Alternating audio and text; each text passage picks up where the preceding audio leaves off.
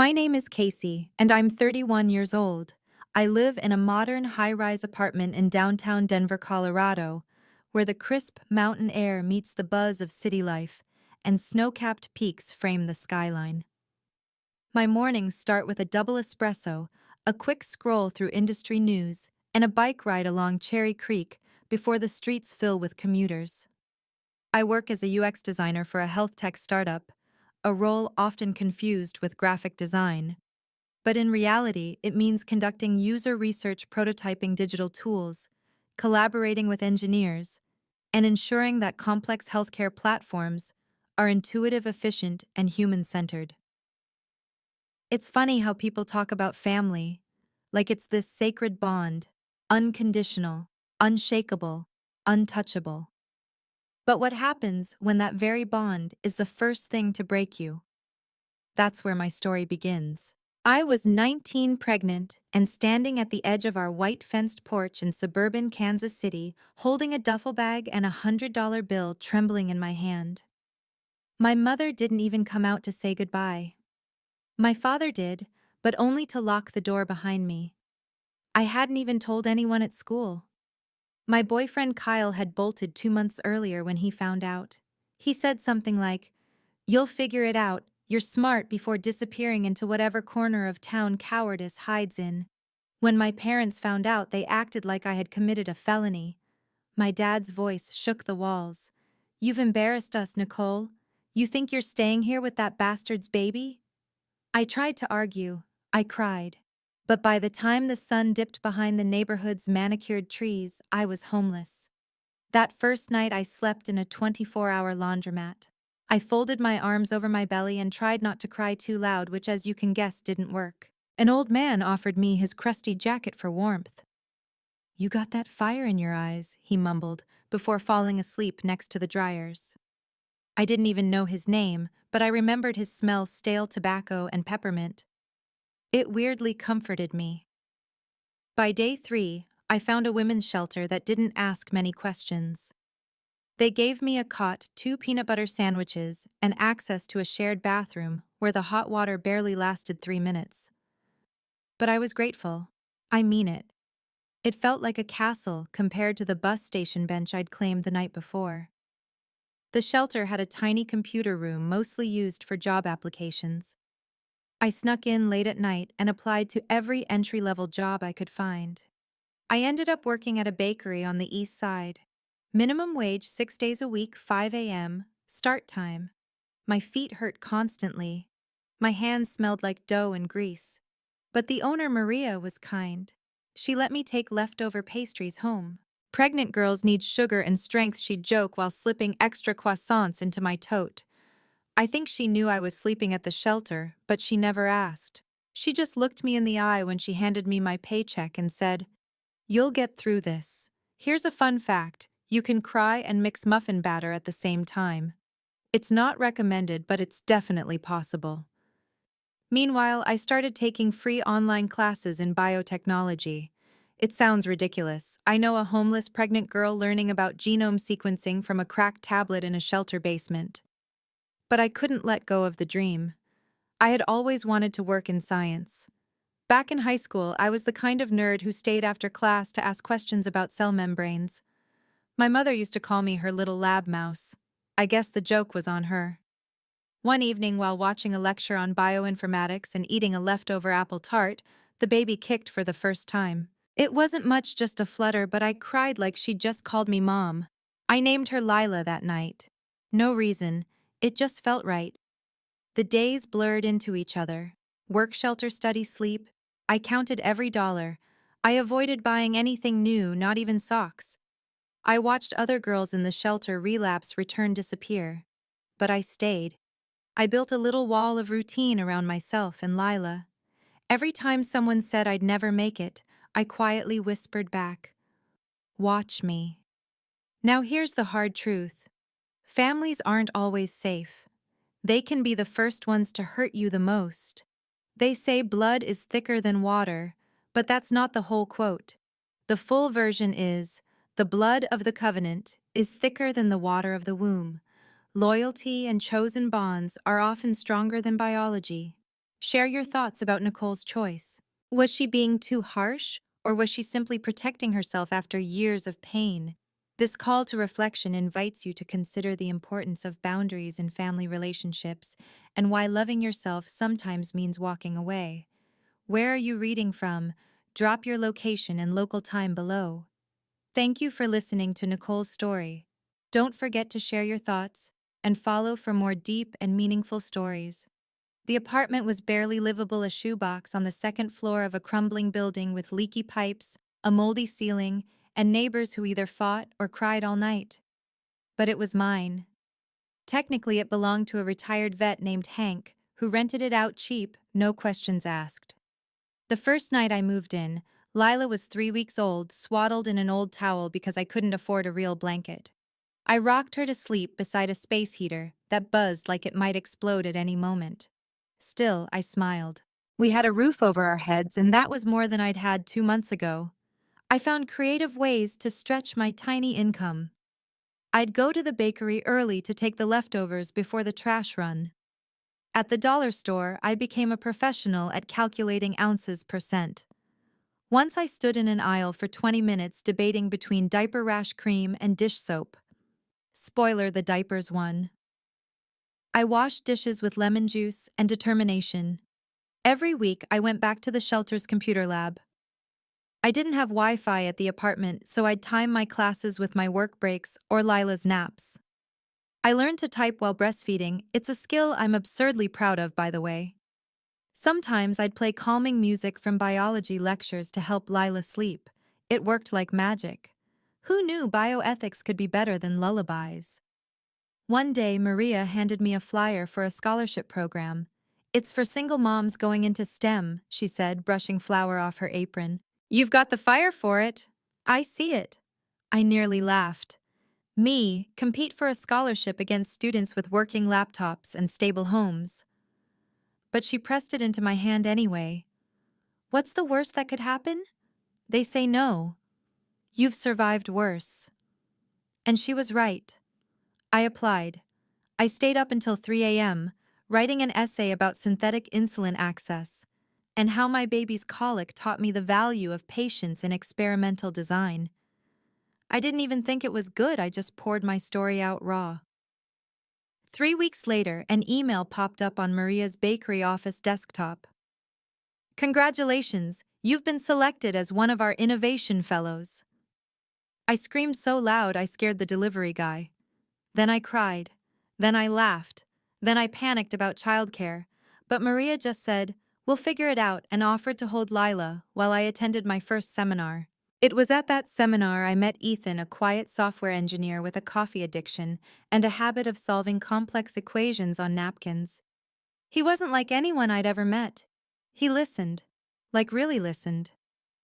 One time, I offhandedly mentioned how I missed the smell of my grandma's old lavender soap, and 2 days later, a small bottle of lavender oil appeared in my coat pocket. I didn't know what to do with that kind of kindness, so I ignored it naturally. Our project was to design a biotech solution for a real-world problem. Most teams pitched ideas for wearable trackers or diet apps, but Ethan and I went rogue. We built a prototype for a personalized, AI-driven diagnostic tool, something that could predict chronic conditions early based on subtle patterns in symptoms and genetics. It was risky, but it worked. Sort of. It needed refining. But the judges loved the boldness. We placed third and, more importantly, got the attention of a mentor named Dr. Kayla Huynh, a Vietnamese-American entrepreneur in the medical diagnostics space. Dr. Huynh didn't care about my background. She cared about grit. "I came here with 2 suitcases and a dream," she told me. "You've got more than that, you've got a purpose." She offered me a part-time fellowship under her wing and space to build our idea into something real. That night, after everyone left the lab, I sat alone with Lila asleep in her carrier under the table, and I whispered, "We're gonna be okay." But okay wasn't enough. I wanted more. I wanted revenge, if I'm honest. Not the petty kind. The silent, graceful kind. The kind where your name is on the building your parents walk into, and they don't even know. I still hadn't told them anything. No calls, no messages, not after the last time my mother texted me, "You made your bed. Lie in it." That message stayed with me like a bruise that didn't fade. But every time I saw it, it fueled me. I kept it pinned on the inside of my wallet, folded and faded like a trophy. There were moments I doubted myself.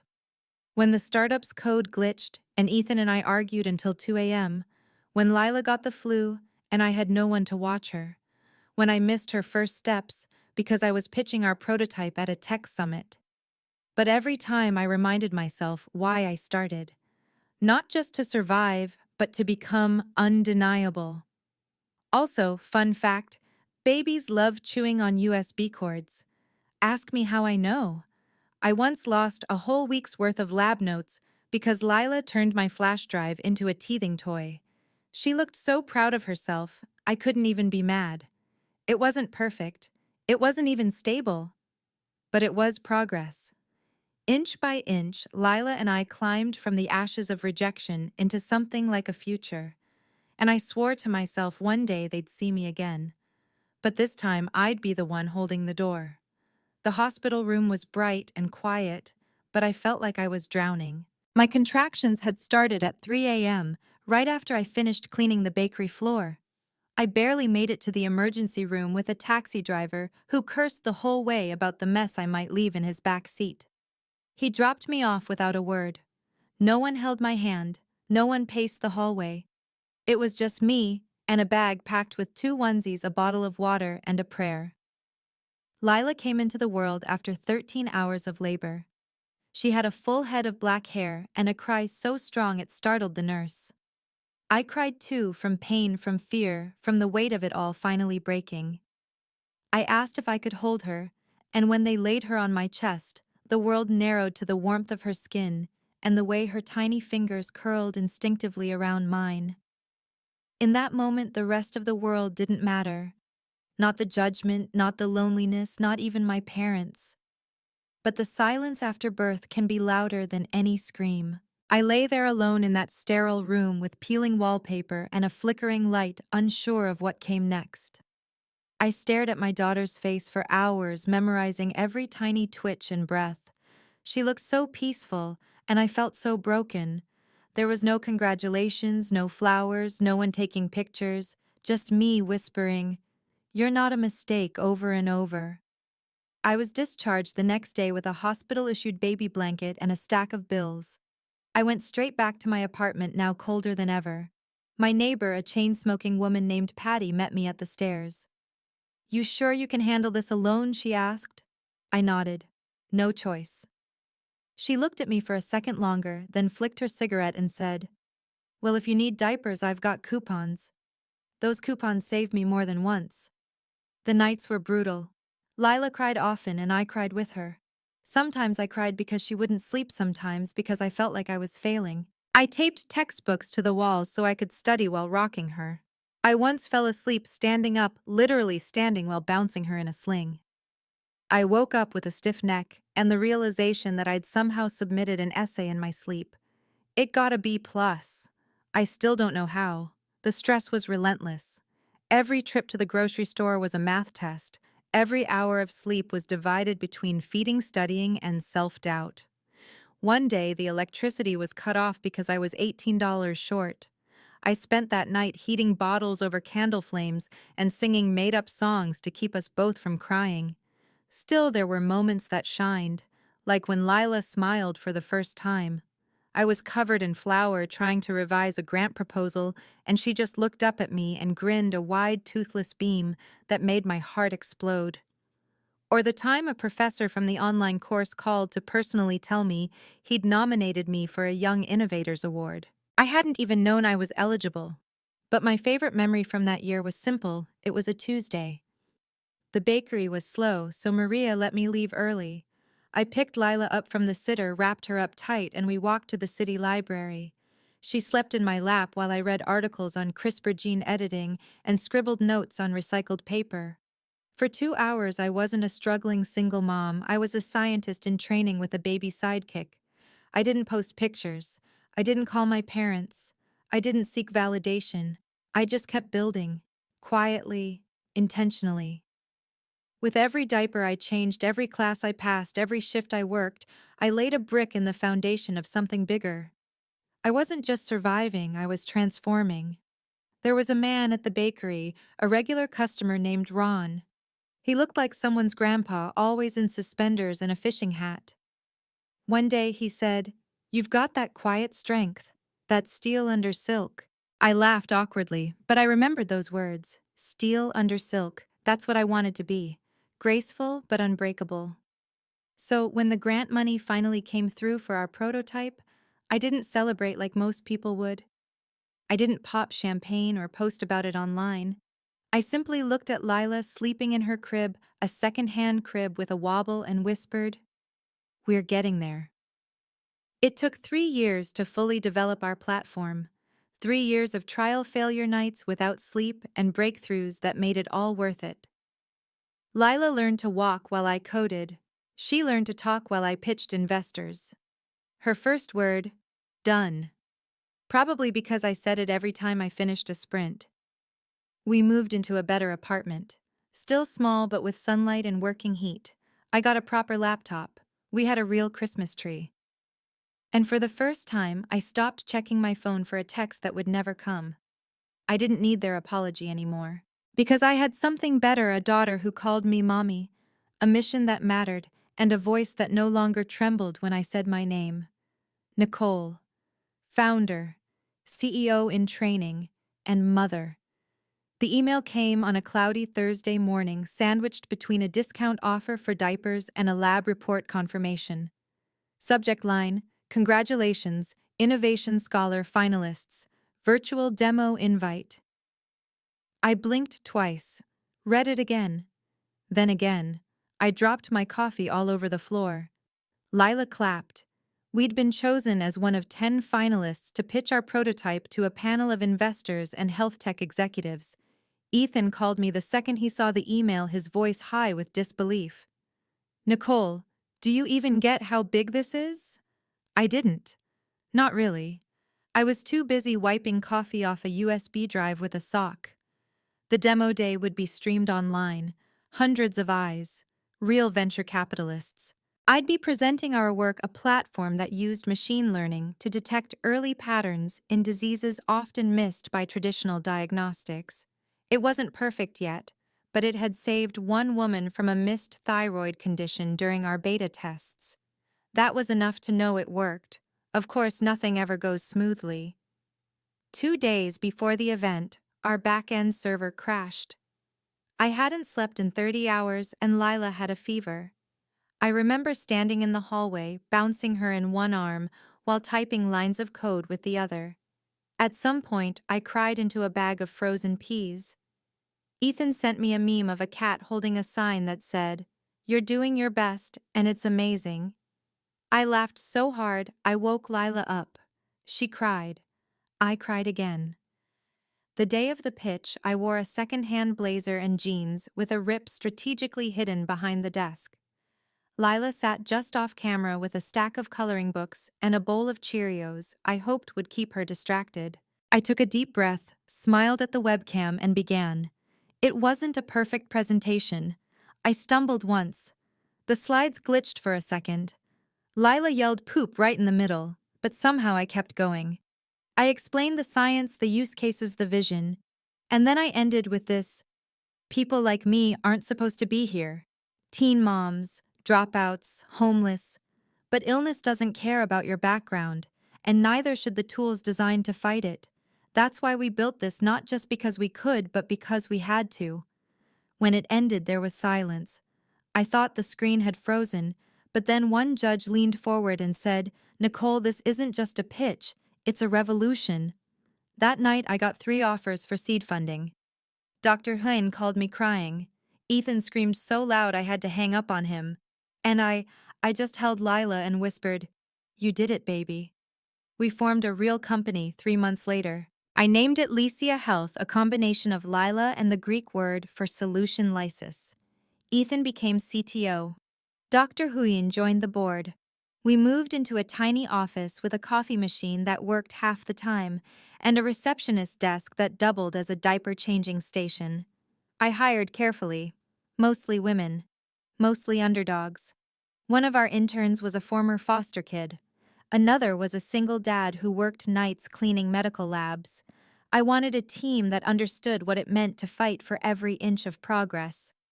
By year 2, our diagnostic AI was in testing at 2 local clinics. Investors started to pay serious attention. Tech blogs featured us as the startup redefining accessibility in digital medicine. I was invited to speak on panels I once streamed secretly from the shelter computer room, but I still hadn't told my parents. It wasn't about revenge, not entirely. It was about preservation. Every time I imagined reaching out, I remembered the look in my mother's eyes when she said, "We don't want you here." That kind of cold leaves marks under the skin one's no apology can truly erase. Still, I'd be lying if I said I never thought about it. Especially the night our first $500,000 contract landed. I stared at the zeros and wondered if they saw this. Now would they even recognize me? Lila started preschool that fall. On the first day, she ran into the room without looking back. I stood in the doorway with an empty backpack in my hand, stunned by how fast time had moved. She wasn't just my reason anymore. She was becoming her own person. Confident, bright, safe. And that, more than any demo or deal, felt like success. One evening, as I sorted emails while eating cold noodles, a familiar name popped up on a job application. David Carson, my father's name. I froze. I clicked. It was real. He had applied for a junior logistics role at Lysia Health. No mention of me, of course. Just a cover letter about looking for a second chance and eager to contribute to a mission-driven team. The irony hit me so hard I laughed until I choked on a noodle. Lila patted my back, confused but amused. Part of me wanted to delete it. Another part wanted to call him instantly voice sharp with triumph.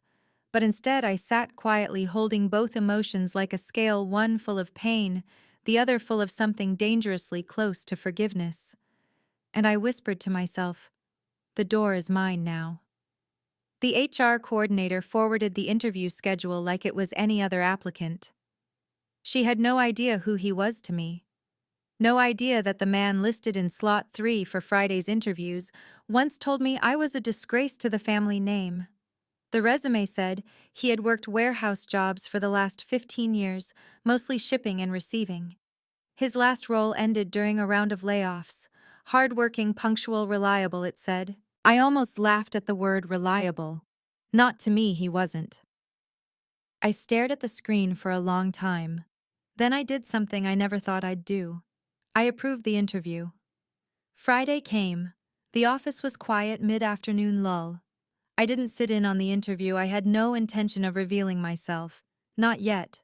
But I watched from the observation room behind the smart glass wall. My father entered wearing a wrinkled suit 2 sizes too big and a nervous smile. He looked older, smaller than I remembered. His hair was grayer. His shoulders slumped, but that stubborn pride was still there in the way he shook hands firm, like he had something to prove. He didn't recognize the company name. That stung more than I expected. My daughter's name was part of that logo. He didn't know. Or maybe he didn't bother to notice. The HR rep, Sarah, ran through the usual questions. "Why do you want to work at Lysia?" He answered with practiced humility. "I like what you're doing. I've seen your company featured on the news, helping people. It'd be nice to be a part of something meaningful for once." That line. It hit something raw. Because once, when I asked him why he kicked me out, he said, "I don't want to be part of your mistakes." Sarah smiled. "Have you had experience with AI-integrated shipping systems?" He hesitated, then admitted, "Not yet. But I'm a fast learner." Then she asked, "How do you handle working under younger leadership?" He chuckled. "Age doesn't matter to me. If someone's smart, they're smart. I've worked under people half my age before. I just want to do good work and provide for my family." Family. That word rolled off his tongue like it still meant something. The interview ended with polite nods and promises of follow-up. When he walked out of the room, I stayed in my seat frozen. He didn't see me. Not then, and I wasn't ready to let him. That night, I sat with Lila at the kitchen table helping her with a drawing assignment. She had colored our apartment, the park, and me all smiles and bright pink cheeks. "That's you, Mommy," she said proudly with the sparkle heart. I laughed, though it cracked a bit. Later, when she was asleep, I opened my phone and scrolled through old texts. The last one I sent to my parents never answered, simply said, "She's here. Her name is Lila." That had been over 5 years ago. No reply. Not even a period. I went to my notes app and wrote, "Would I hire the man who left me in the street?" Then below that, "Would I hire the man trying to change?" 2 days passed, then another. I didn't respond to his application. I needed space to think.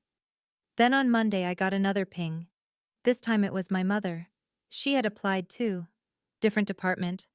Admin assistant role. Her resume listed volunteer work, temp jobs, and a 3-year gap due to caregiving. My breath caught in my chest. I scrolled past the document and saw the note she left under additional comments. "I'm trying to rebuild what I broke. I don't expect anything, just the chance to do better."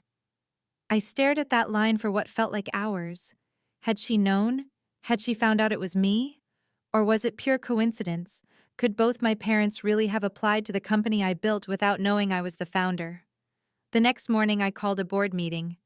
Not for approvals, for advice. Ethan raised an eyebrow when I told him. "You're serious?" he asked. I nodded. "Dead serious." "What would you do?" He leaned back. "Honestly, I'd burn the bridge.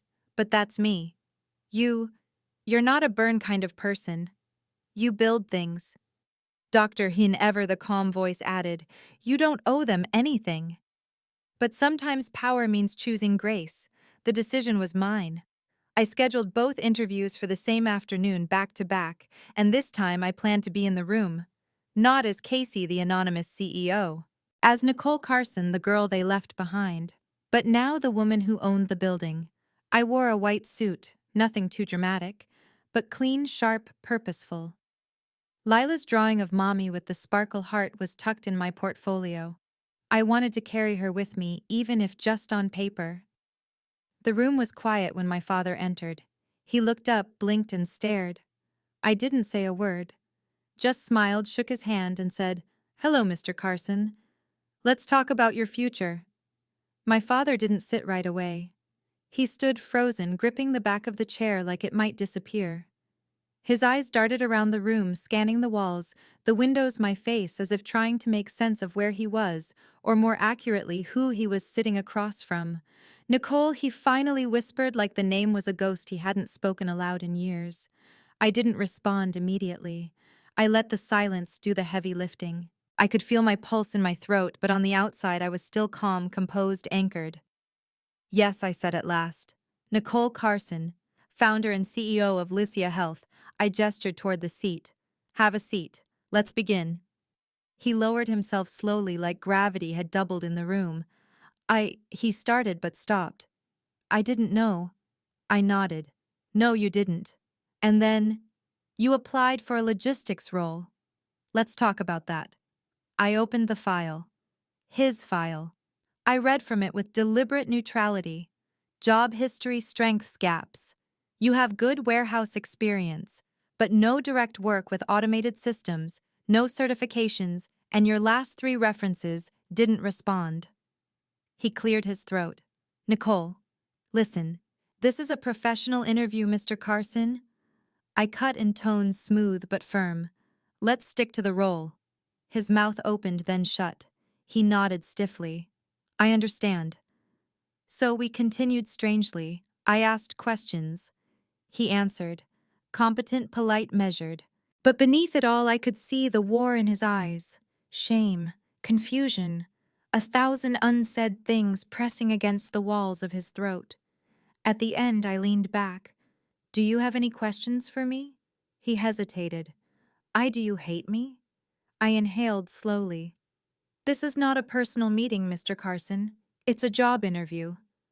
The door opened, and my mother walked in. She froze the instant she saw me. her hand still on the doorknob as if stepping inside had been a terrible mistake. Then her gaze drifted to the man sitting at the table. My father. They hadn't come together. That was clear. Mom, I said quietly. Tears welled up in her eyes instantly. Nicole. She choked one hand at her chest like she was trying to hold her heart in place. I I didn't know. I swear I didn't know this was your company. I believe you, I said, and I did, because nothing about her posture suggested pride, only tremors and guilt. I came because I needed a job, she said, but mostly because I needed to find you. I've thought about that night every single day since. I looked at her. Really looked. Her face was thinner, her blouse buttoned up all the way like armor. She looked tired, but not cruel. Just worn down from carrying too many secrets for too long. She stepped forward, hands shaking. Nicole, I was wrong. We were both wrong. You didn't deserve what happened. We were scared and we hid behind anger. But we lost you, and now I see that was the greatest mistake of my life. Behind her, my father stood slowly. I didn't come here looking for you. I didn't even know what Lysia meant. He paused, then looked at me with something raw in his voice. But seeing you here, like this, I don't even know what to say. I'm sorry feels too small. I let the words hang. I didn't offer comfort. I didn't cry. I reached into my portfolio and placed Lila's drawing on the table. This is your granddaughter, I said. Her name is Lila. My mother gasped. My father's hands trembled. She's smart and funny and kind. She loves puzzles and strawberries and thinks I'm a superhero. I looked between them. She doesn't know anything about what happened. Not yet. Silence. Heavy. Necessary. I continued. Here's what's going to happen. You're not going to be hired here. This company is my sanctuary, and I will not let the past creep into its foundation. But I paused, softening. I'm not saying we won't talk again. My mother clutched her chest again, nodding quickly, lips trembling. My father lowered his gaze, ashamed. I understand. I stood. Thank you for coming in. You're free to go. They both rose. My mother reached out but didn't touch. Nicole, thank you. Even this just seeing you is more than I deserve. I didn't smile. But I nodded. And they left. After the door closed, I sat back down and stared at Lila's drawing. Sparkle heart and all. And for the first time in years, I felt peace. Not victory. Not revenge. Just clarity. They had seen me. Not as the child they rejected, but as the woman they could never control. And that was enough. The days that followed felt eerily quiet, like the storm had passed, but the sky hadn't quite cleared. I didn't tell anyone at the office what had happened. Not even Ethan, who kept glancing at me like he could sense something had shifted. I buried myself in meetings, deadlines, code reviews. But even in the rush of productivity, I couldn't shake the image of my parents walking out of that room smaller than I remembered, quieter than they'd ever been. I didn't reach out. Not immediately. I needed time to sit with it to figure out what part of me still needed healing, and what part was ready to forgive. It was a strange mix, resentment and compassion braided together so tightly, I couldn't always tell where one ended and the other began.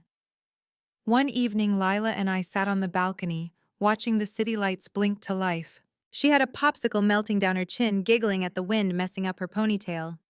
Mommy, she said suddenly, can I have two grandmas like Mila does? I blinked. You already have one. Remember Grandma Joan? No, like another one. The one from your old pictures. I didn't realize she'd been looking at the dusty albums I kept stashed in the closet. My mother's face was in a few of them, younger, colder, still wearing pearls at the breakfast table, like every morning was a performance. I hadn't said her name in years, not even to Lila. She's far away, I said carefully. Lila licked her popsicle. Is she nice? I looked out at the Denver skyline and felt the weight of that question land like a stone on my chest. She used to be, I said softly. Maybe she will be again. That night, after putting Lila to bed, I sat down with my laptop and opened a blank email. I stared at the blinking cursor for a full hour. Then I typed 2 sentences. Lila asked about you today. She wants to know if she has another grandma. I hit send. 2 days later, I received a reply. Short, tentative. I'd love to meet her if you'd ever allow it. I'd never asked to take anything, just to know her, and maybe if I'm lucky be forgiven. I didn't respond right away. I closed the email and opened a new tab. I searched for forgiveness when you can't forget. The results were a mix of self-help articles and religious blogs, most of which said the same thing. Forgiveness isn't for them, it's for you. I hated how right that felt.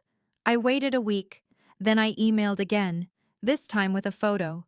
It was Lila at the Science Museum wearing safety goggles too big for her head and holding a toy beaker. The subject line simply read, "She's everything." And slowly, carefully, we began the slow dance of reconnection. It started with emails, then letters, handwritten ones like my mother used to write to her own mother before things got complicated. My father didn't write much, but I received a card from him on Lila's 6th birthday, a simple note that read, "She looks just like you when you were her age. Strong, smiling." I'm sorry I ever dimmed that. I read it 3 times before placing it in a drawer I didn't open often. Still, I set boundaries. No last-minute visits, no sleepovers.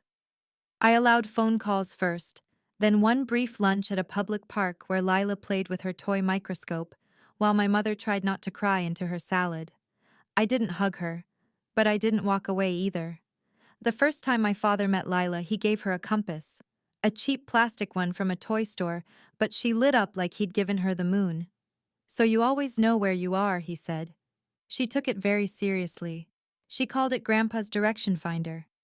After they left, Lila asked, "Is he the grandpa who made you sad?" I hesitated, then said, "He used to be, but now he's trying to be the grandpa who makes you happy."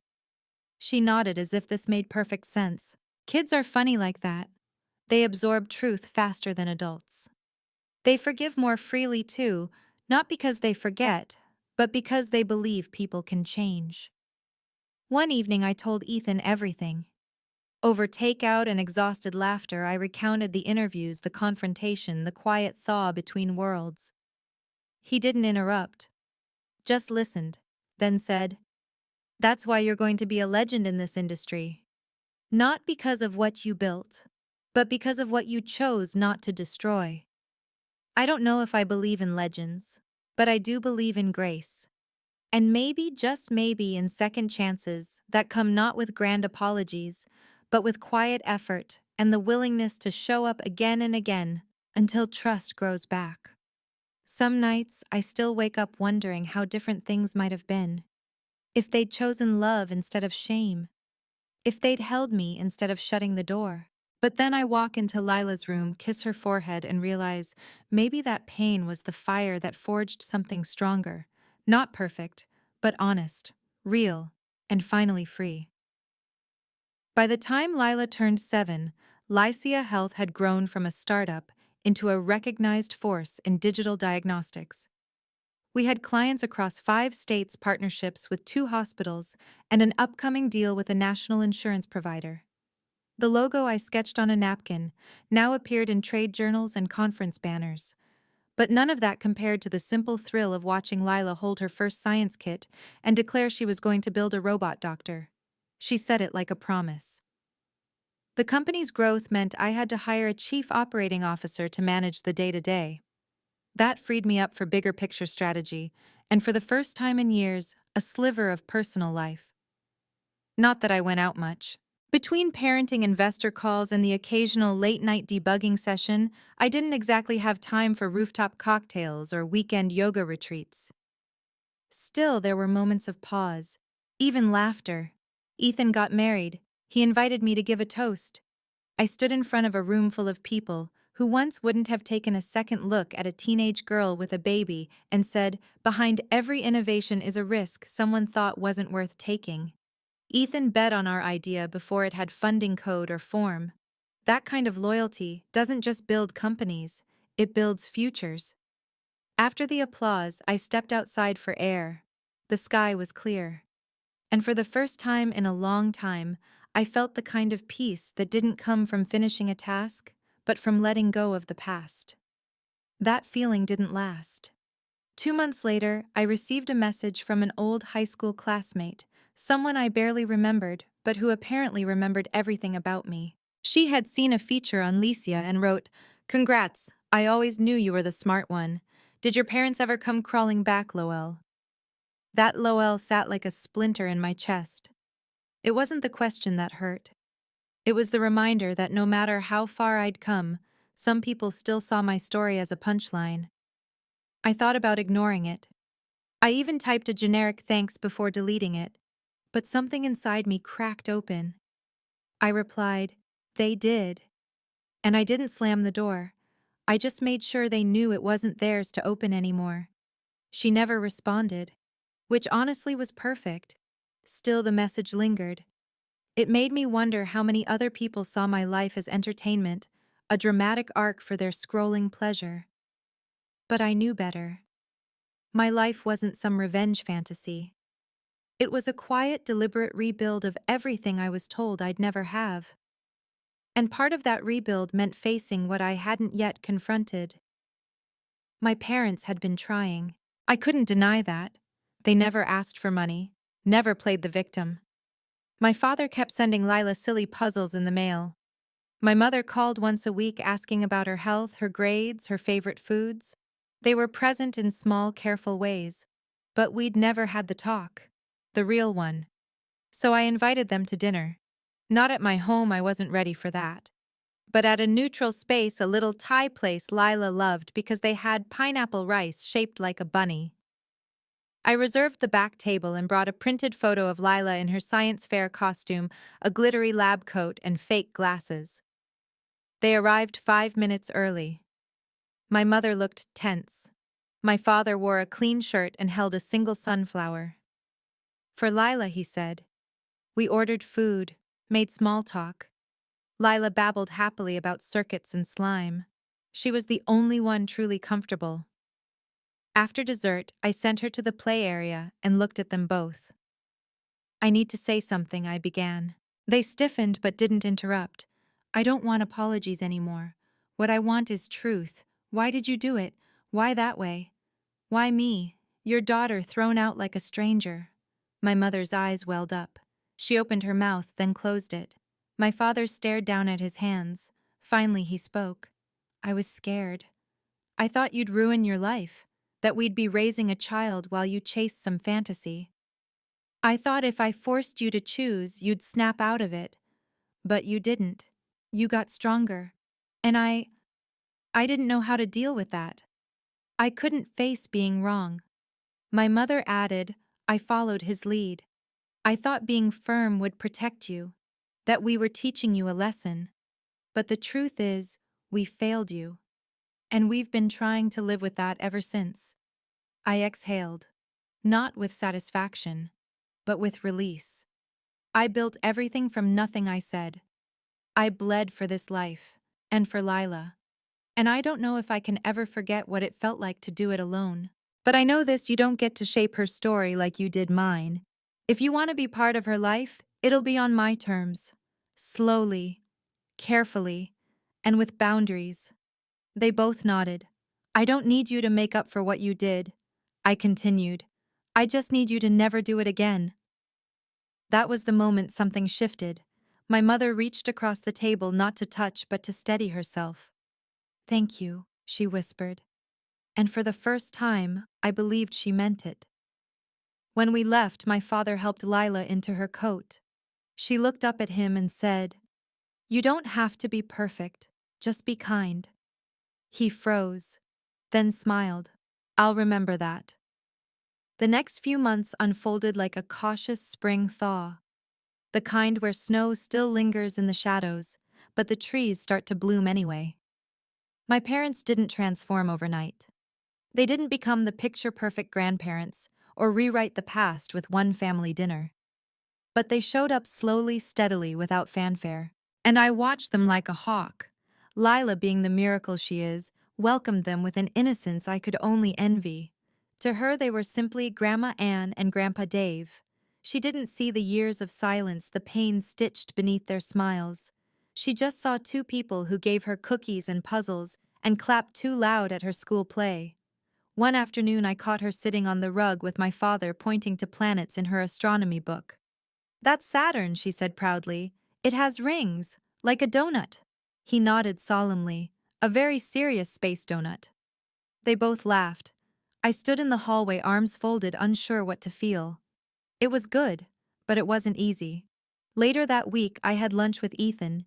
He had become more than just a business partner. He was the person who reminded me to breathe, to laugh, to ask for help without guilt. Over steamed dumplings and jasmine tea, he asked, "So what's next?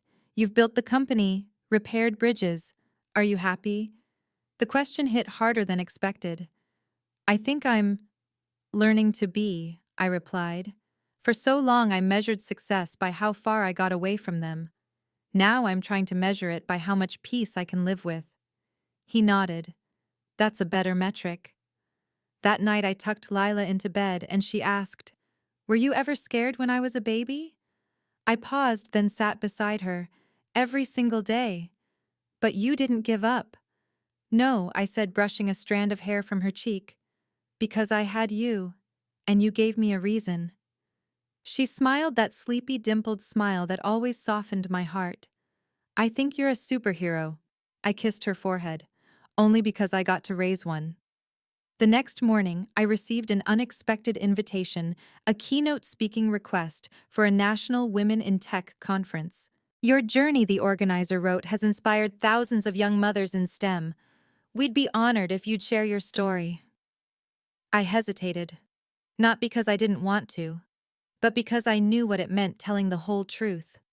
Not just the highlight reel, not just the glowing stats and victories, but the loneliness, the rejections, the night I gave birth alone and cried into a scratchy hospital pillow. Still, I said yes. And 3 weeks later, I stood on a stage beneath bright lights in front of hundreds of women, some in heels, some in sneakers, some with babies strapped to their chests, and I told them everything. I began. When I was 19, I was kicked out of my home for being pregnant. I had $100, no plan, and a name I refused to let anyone erase. There was silence. Then I shared the nights in the shelter, the bakery, the online lectures, the cracked tablet, the frozen peas, the job applications, the fear, the fight. The fact that now my company helps detect early-stage disease for people who might otherwise be ignored, just like I once was. And when I finished, I didn't get applause. I got a standing ovation. Later, a young woman approached me with tears in her eyes. "I'm where you were," she whispered. "Just got kicked out. 19. Pregnant. I thought I was alone." I took her hand. "You're not. And you never were. You just hadn't heard your echo yet." She smiled through tears. Sometimes healing isn't a grand moment. Sometimes it's just standing in front of someone who is where you used to be and being proof that survival is possible. That weekend, I visited my parents. Lila ran ahead to show them her new art project. My father was raking leaves. My mother was stirring something on the stove. She looked up and said, "You look tired." "I'm tired," I replied, "but good tired." We ate together, not in tension, but in a quiet understanding. No fireworks, no teary speeches, just normalcy, which felt like the greatest miracle of all. As I helped clear the table, my mother handed me a box. Inside were letters, unsent, dated from the year I left until now, pages and pages of words she never mailed. "I didn't know how to say it back then," she said. "But I wrote it. In case I ever got the chance." I didn't read them right away. I just hugged the box to my chest and whispered thank you, not for the pain, not for the years lost, but for finally showing up and meaning it. It was a crisp autumn afternoon when the board of directors at Lysia Health voted unanimously to approve our expansion into international markets. A decade ago, I was rocking a newborn in a shelter basement, typing research notes with one hand and holding a bottle in the other. Now I was signing partnership agreements with global biotech leaders while my daughter practiced violin in the next room. And yet the moment that stuck with me the most that day wasn't in the boardroom, it was at Lila's school. She had a Heritage and Heroes presentation and insisted I attend. "I'm doing mine about you," she whispered excitedly, "because you made a company and also made me." Her words stopped time. I stood in the back of the classroom, heart pounding, as she stood proudly in front of a trifold board covered in printouts, glitter, and a title written in bold red crayon: "My Mom, the Science Queen." I laughed. I cried. I nearly dropped my phone trying to record it. After the presentation, as we walked to the car, she asked me a question I never expected. "Are you still mad at Grandma and Grandpa?" I looked at her, so young, yet perceptive in the way only children can be. I thought about the rage I'd carried for years, the nights I wished they'd feel even half the pain they caused, and the ache of wanting them to be different, to be better. "I'm not mad anymore," I said honestly. "Not because they didn't hurt me, but because I don't want that hurt to shape who I am anymore." She nodded slowly. "That's like science, right?" I blinked. "How so?" "Well, you learn from the mistakes," she said. "But then you try again. You don't stay mad at the formula." I laughed. A full, surprised, belly-deep laugh. "Yeah, baby," I said, opening the car door. "Exactly like science." That night, I sat alone on the balcony, looking out at the Denver skyline that once felt so distant and untouchable. I remembered every step it took to get here, every insult swallowed, every door slammed, every tear, every win, every quiet moment of power reclaimed. Then I took out my journal, something I hadn't written in since the day I found out I was pregnant, and began a new entry. "I am not defined by who left me behind. I am defined by who I chose to become anyway. I am not the scared girl in the shelter. I am not the angry daughter waiting for apologies. I am not even the CEO who built a multi-million-dollar company from the bones of her pain. I am Nicole Carson. I am Lila's mother. And I am free." A week later, I hosted a dinner at our new company headquarters, a sleek glass building with floor-to-ceiling views of the city, and a foyer filled with local art and fresh flowers. The entire team came.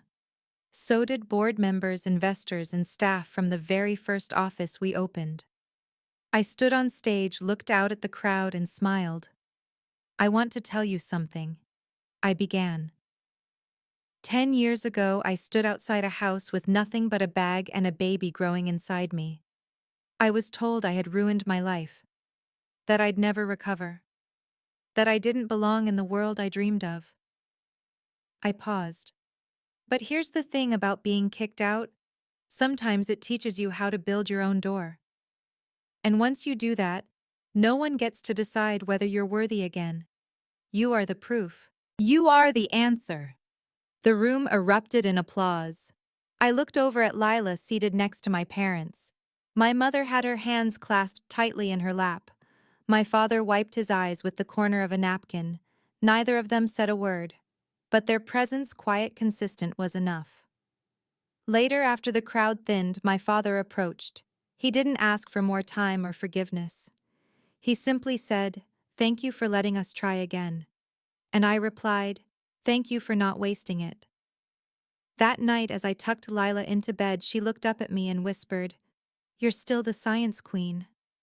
I smiled, brushed her hair back, and said, "Only because you made me brave enough to become one." The past would always be part of me, but no longer the weight I carried. It was the blueprint, the foundation, the raw material I had transformed into something strong and brilliant. And maybe that's what family is in the end. Not just blood, but the people who choose to keep showing up even after the damage, even after the silence, even when forgiveness takes years to find its way home. Share your thoughts about Nicole's choice. Was she being too harsh, or was she simply protecting herself after years of pain?